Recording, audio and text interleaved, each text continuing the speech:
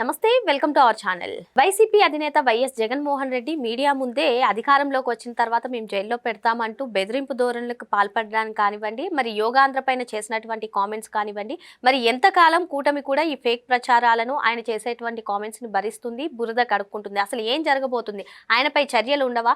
తెలుసుకునే ప్రయత్నం చేద్దాం. దీన్ని విశ్లేషించడానికి మనతో పాటుగా ఉన్నారు టీడీపీ యాక్టివిస్ట్ శశి గారు. నమస్తే అండి. జగన్మోహన్ రెడ్డి గారు యోగాంధ్ర గురించి కొన్ని కీలక కామెంట్స్ చేశారు. మరి 330 కోట్లు ఖర్చు పెట్టి యోగాంధ్రను నిర్వహించారు అంటే ఆయన డైరెక్ట్ గా మోడీ గారికి సవాల్ విసురుతున్నారా, లేదంటే మోడీ గారి పైన అభియోగాలు చేస్తున్నారా? అసలు ఏంటి? అసలు యోగాంధ్ర ఏ విధంగా జరిగింది? ఆయన చేసేటువంటి కామెంట్స్ ని ఏ విధంగా చూడాలి? ఒకటండి, ఫస్ట్ అందరూ క్లారిటీ రావాల్సింది ఏంటంటే, యోగాంధ్ర అనేది సెంట్రల్ గవర్నమెంట్ ఈవెంట్. దాన్ని స్టేట్ గవర్నమెంట్ ఆర్గనైజ్ చేసింది. దీనికి అక్షరాల 60 కోట్ల రూపాయలు అయింది. ఇది కేంద్ర ప్రభుత్వం రీయింబర్స్ చేసింది. ఓకేనా అండి? ఇది క్లారిటీగా ప్రతి ఒక్కరు తెలుసుకోవాల్సిన విషయం. దీంట్లో కేంద్ర ప్రభుత్వం ఆ రోజు ఆర్గనైజ్ చేయాలంటే చంద్రబాబు నాయుడు గారు మేము ఆర్గనైజ్ చేస్తామని చెప్పారు. ఆ విధంగా ఒక ఇనిషియేట్ తీసుకొని ఆర్గనైజ్ చేశారు. దాంట్లో గిన్నిస్ రికార్డు, 1 కోటి మంది ఆ రోజు ఒకేసారి పార్టిసిపేట్ చేయడం అనేది గిన్నిస్ రికార్డు. ఇది ఆ రోజు ప్రపంచం అంతా ఒక్కసారిగా మన వైపు చూడడం జరిగింది, మన వైజాగ్ వైపు. మీరు చూసుకుంటే ఆ వైజాగ్లో ఆ ఈవెంట్ జరిగిన కరెక్ట్గా ఒక 5-6 నెలలకి వైజాగ్ ఏదొచ్చింది కంపెనీ? Google data centre. అంటే ఆ రోజు ఆ ఈవెంట్ ఇంటర్నేషనల్ యోగా డే ఆ రోజు అక్కడ ఆర్గనైజ్ చేయడం వల్ల భారతదేశమే కాదు ప్రపంచం అంతా వైజాగ్ వైపు చూసింది. ఆ రోజు నుంచి వైజాగ్ వైపు అనేక మంది చూపు పడడం జరిగింది. అప్పుడు మన నాయకులు ఇక్కడ ఉండేవాళ్ళు ప్రోయాక్టివ్గా ఉంటారు కాబట్టి ఇక్కడ వైజాగ్ను ఒక ఐటీ హబ్గా మనం మార్చాలనుకుని మన లక్ష్యాలని వీటన్నింటిని ప్రపంచం ముందు పెట్టడంతో ప్రపంచ స్థాయి కంపెనీలు ఇక్కడికి రావడం జరిగింది. టీసీఎస్ కావచ్చు, కాగ్నిజెంట్ కావచ్చు, అదేవిధంగా అనేక కంపెనీలు ఇక్కడికి రావడం జరిగింది. వచ్చిన తర్వాత ఏ విధంగా వైజాగ్ రూపురేఖలు మారాయో చూస్తున్నాం. నేడు ఒక వైజాగ్ చుట్టుపక్కల ఉత్తరాంధ్ర మొత్తం, నాట్ ఓన్లీ వైజాగ్, ఉత్తరాంధ్ర మొత్తం ఏ విధంగా డెవలప్ అవుతుందో చూస్తున్నాం.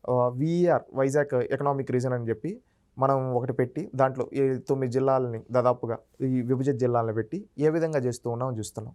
ఆ ఒకే ఈవెంట్ వల్ల వైజాగ్ రూపురేఖలు ఏ విధంగా మారాయి, ఆ తర్వాత జరిగిన ఇన్సిడెంట్స్ అన్నీ మనం చూసుకుంటే అర్థమవుతుంది.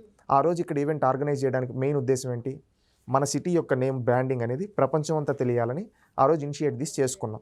దీనికి కేంద్ర ప్రభుత్వం మనం ఏం చేసాం? జస్ట్ ఆర్గనైజ్ చేసాం, మనం మంచి పేరు తెచ్చుకున్నాం, దాంతో మన పేరంతా బ్రాండింగ్ వచ్చింది. అప్పుడు మనకి ఈజీ అయింది మన ప్రమోషన్స్కి. ఆ ఉద్దేశంతో చంద్రబాబు నాయుడు గారు చేశారు. దీనివల్ల చంద్రబాబు నాయుడు గారు ఆలోచనలు ఎలా ఉంటాయంటే, మనం ఎప్పుడైనా అవకాశం వచ్చినప్పుడు దాన్ని యూజ్ చేసుకొని దాన్ని సద్వినియోగం చేసుకొని చేయడం వల్ల మనకు చాలా వరకు అడ్వాంటేజ్ ఉంటుంది అని ఆయన ఆలోచిస్తారు. ఆయన ఆలోచించి ఆ విధంగా చేయడం వల్ల ఆ తర్వాత ఇన్ని మార్పులు వచ్చాయి. ఇది మూర్ఖుడైన జగన్మోహన్ రెడ్డికి అర్థం కాకపోవచ్చు, అవునా కదా? ఇప్పుడు దీనిపైన కావాలనే కాయకూతలు కూస్తున్నాడు. గతంలో నువ్వు వైజాగ్ని 3 రాజధానులు అని చెప్పి 3 ముక్కలాటాడి వైజాగ్లో భూములన్నింటినీ భూ కబ్జాలు చేసిన నీచ చరిత్ర మీది, అవునా కాదా? వైజాగ్లో గంజాయి హబ్గా మార్చిన చరిత్ర మీది. ఒకప్పుడు మీరు గంజా హబ్గా వైజాగ్ను మారిస్తే ఈరోజు గూగుల్ డేటా సెంటర్ హబ్గా వైజాగ్ను మార్చింది తెలుగుదేశం పార్టీ. ఆయన ఋషికొండ గురించి కూడా కీలక కామెంట్స్ చేశారు. ఆయన మాటల్లో కూడా నిజం ఉంది కదా. రేపు పొద్దున్న ప్రధాని మోదీ గారు వచ్చినా, లేదంటే ఇతర దేశాల ప్రతినిధులు వచ్చినా వాళ్ళని ఉంచడానికి ఋషికొండ లాంటి ప్యాలెస్ ఉపయోగపడుతుంది కదండి. ఒకటి, ఆ ఋషికొండ ప్యాలెస్ ఎలా కట్టావు నువ్వు? దీని గురించి కూడా అందరూ రాష్ట్ర ప్రజలందరూ తెలుసుకోవాలి కదా. గతంలో అక్కడ ఒక రిసార్ట్స్ ఉండేది, దానివల్ల ప్రభుత్వానికి ఆదాయం వస్తూ ఉన్నింది రెగ్యులర్గా. ఈ విధంగా ఉంది. ఆ రిసార్ట్ని కూల్చి ఋషికొండను బోడిగుండు కొట్టి ఆ తర్వాత నువ్వు ఉండడానికి కట్టుకున్నావు. అది నేను చెప్పడం కాదు, సాక్షాత్ నువ్వే వైజాగ్లో నేను కాపురం ఉంటానని చెప్పావు. అదేవిధంగా అది జగన్మోహన్ రెడ్డి గారు సొంతం కోసం కట్టుకుంటున్నారని మీ మంత్రులు, ఆ రోజు మీ ఎమ్మెల్యేలు, మీ పార్టీ నేతలే చెప్పారు, అవునా కదా? అది అప్పుడు వైజాగ్లో అది ఓపెన్ చేసినప్పుడు అక్కడ మీడియా ఎవరిని పంపించకుండా మొత్తం నువ్వు ఎందుకు అంత, నువ్వు నిజంగా ఏ పిఎంఓ కోసమో ఏ ఇంటర్నేషనల్ లీడర్స్ కోసమో అయింటే ఓపెన్గా అందరికీ చెప్పుండొచ్చు కదా. ఎందుకు అంత దొంగచాటుగా కట్టావు? ఎందుకు అక్కడ కనీసం మీడియా ప్రతినిధులు కూడా లోపల కలవ చేయలేదు? నువ్వు అధికారంలో ఉన్నప్పుడు సూటిగా అడుగుతున్నావు. ఏంటంటే ఇప్పుడు ఓడిపోయిన తర్వాత ప్లేట్ మారుస్తూ ఉన్నాడు ఈ జగన్మోహన్ రెడ్డి, అవునా కదా? గతంలో ఆయన ఉండడానికి కట్టుకోండి. ఒకవేళ ఇప్పుడు ఆయన అధికారంలోకి వచ్చి ఉంటే ఆయనే ఉంటాడు అక్కడ. ఆయన రాలేదు కనుక ఈరోజు ప్లేట్ మారుస్తూ ఉన్నాడు. అది నెగిటివ్ అయిపోయింది కనుక ఈరోజు ప్లేట్ మార్చాలి కనుక అది వీళ్ళ కోసం కట్టాం, వాళ్ళ కోసం కట్టాం అని చెప్పి తప్పుడు మాటలు మాట్లాడుతూ ఉన్నాడు. ఇంకొకటి, నువ్వు దానికి అయింది ఎంత అని చెప్తున్నావు? 200 కోట్లు అని చెప్తూ ఉన్నావు. అది దానికి అయింది 500 కోట్ల అక్షరాల, అవునా కదా అండి? ఇది ఆయన సొంతం కోసం ప్రభుత్వ నిధులతో కట్టుకున్నాడు. అంటే ఇప్పుడు మీరు చేసే పనుల్లో అమ్మో ఎక్కువ రేట్, ఆయన 60 కోట్లు జరిగింది 330 కోట్లు చెప్పారు, ఆయన కట్టింది 240 కోట్లు అంటున్నారు. ఇటువంటి ఫేక్ 500 కోట్లతో ఆయన కట్టాడండి. ఆయన చెప్పడం 240 కోట్లు అంటున్నారు. ఇటువంటి ఫేక్ ప్రచారాలకు మీరు ఏ విధంగా ఎదుర్కొంటారు? జగన్మోహన్ రెడ్డి ఫేక్, అది ఒకటి చెప్తున్నాం. ఆయన నోటి నుంచి వచ్చేటవన్నీ అబద్ధాలే, నిజాలు రావు. అది గుర్తుపెట్టుకోవాలి రాష్ట్రంలో ప్రజలు. పట్టిసీమ ఒట్టిసీమ అన్నావు, అవునా కాదా నువ్వు? తర్వాత భోగాపురం ఎయిర్పోర్ట్ అవసరం లేదు, వైజాగ్ ఎయిర్పోర్ట్ సరిపోతుంది అన్నావు నువ్వు, గుర్తుందా? కియా అవసరం లేదు, నేను తరిగి కొడతానన్నావు. అసలు రాష్ట్రానికి రాజధానికి ఇన్ని వేల ఎకరాలు అవసరమే లేదని నువ్వే చెప్పావు, అవునా కదా? ఇన్నిసార్లు ఫేక్ మాటలు మాట్లాడి తర్వాత దానిపైన మాట మార్చాడు ఎవరు? ఈ సైకో జగన్మోహన్ రెడ్డి. అందుకే ప్రజలందరూ అంటున్నారు ఫేక్ జగన్ అని. అర్థమైందా?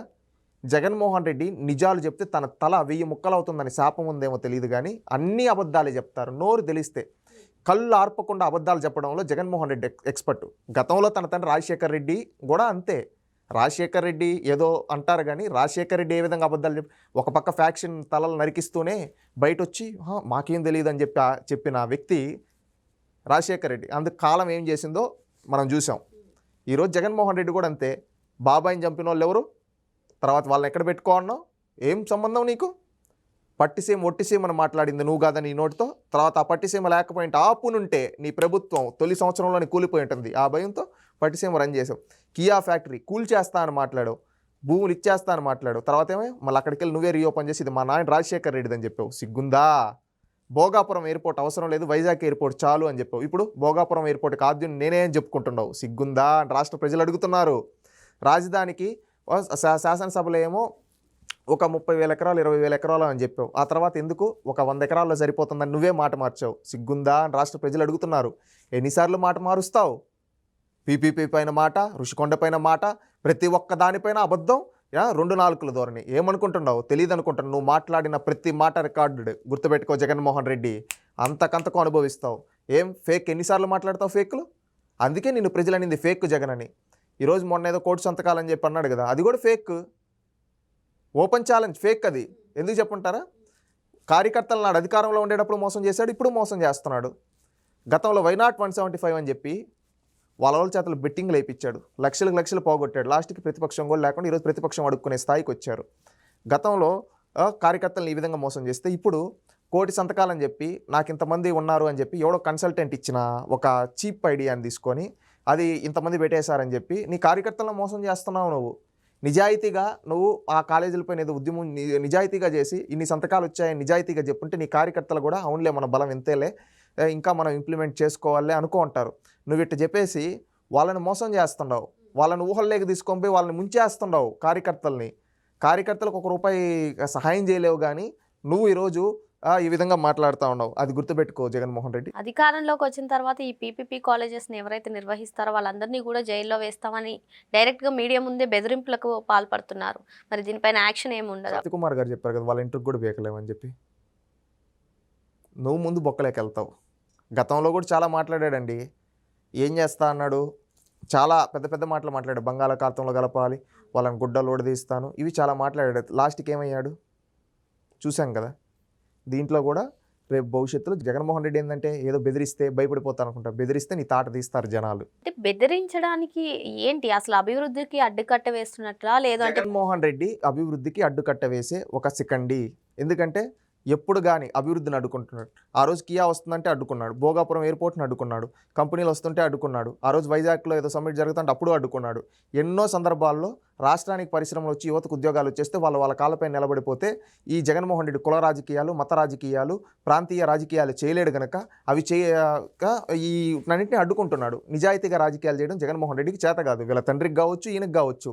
రాజశేఖర్ రెడ్డి ఫస్ట్ టైం ముఖ్యమంత్రి అయినప్పుడు ఏదో పెద్ద పొడి చేసేయాలంటారు కదా, ఆ రోజు చంద్రబాబు నాయుడు గారి పైన అనేక విష ప్రచారాలు చేసి 5-6 పార్టీలను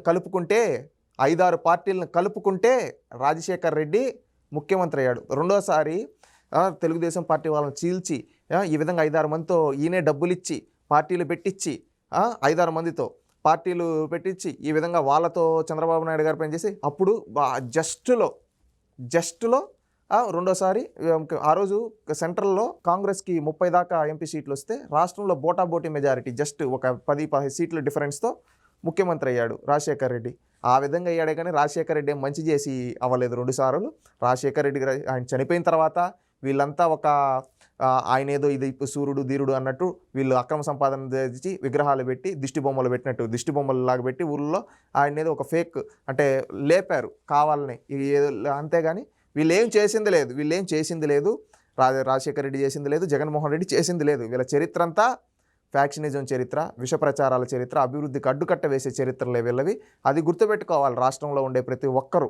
మీరే చెప్తున్నారు ప్రజలు ఫేక్ జగన్ అంటున్నారు అని చెప్పి, మరి ఎందుకు జగన్మోహన్ రెడ్డి బయటకు వస్తున్నారంటే అంత విశేష ప్రజాదరణ లభిస్తుంది? ఎక్కడ ప్రజాదరణ లభిస్తుందండి? మీరు ఒకటి చెప్తున్నారు కదా సాక్షిలో కానీ, సాక్షిలో చెప్పే మాటలు నమ్మితే, సాక్షిలో చెప్పిన మాటలు నమ్మితే సజ్జల రామకృష్ణారెడ్డి గారు ఎలక్షన్ రిజల్ట్ ముందు రోజు ఏం చెప్పాడో చూశారు కదా. రేపు మధ్యాహ్నానికి సెలబ్రేషన్స్కి రెడీగా ఉన్నారు. ఎందుకు? ఓడిపోయిన దానికి సెలబ్రేషన్స్కి. అట్టుంటుందో వాళ్ళ పరిస్థితి. అర్థమైందా? వాళ్ళ మాటలు ఎవరు పట్టించుకోరు. విశేష ప్రజాదరణ అంటే నువ్వు నిజాయితీగా పిలిచి అడుగునుంటావు. ఎంతమంది సంతకాలు పెట్టిన అంతేగాని కోటి సంతకాలు అని చెప్పి ఒక ఫేక్ డ్రామా ఆడి ఆ ఫేక్ సంతకాలు తీసుకొని వచ్చి కావాలని నీ పార్టీ కార్యకర్తలని రాష్ట్ర ప్రజల్ని నువ్వు మళ్ళీ ఫేక్ చేసి నువ్వు ఫేక్ కనిపించుకోవు జగన్మోహన్ రెడ్డి. అది గుర్తుపెట్టుకో. ఎక్కడైనా హుందాతనమైన రాజకీయాలు చేయాలి. ఫేక్ రాజకీయాలు వద్దు. ఫేక్ జగన్ కాబట్టి 11 సీట్లు ఇచ్చారు. రేపు ఇదే ఫేకులు చేసుకుంటూ పోతే భవిష్యత్తులో గుండు సున్నా ఇస్తారు. ఇప్పుడు ఎవరిని పడితే వాడిని నోటికి ఎట్టొస్తే అట్ట మాట్లాడితే మూతిపళ్ళు జనాలు రాలగొడతారు ప్రజాస్వామ్యంలో. ఎందుకంటే నాకు తిరుగులేదు, నా వెంట్రుకు కూడా బేకలేనన్న వాళ్ళకి గుండు గురిగి కూర్చోబెట్టారు. 11 ఇచ్చి ప్రతిపక్షం అడుక్కునే స్థాయిలో కూర్చోబెట్టారు ప్రజలు.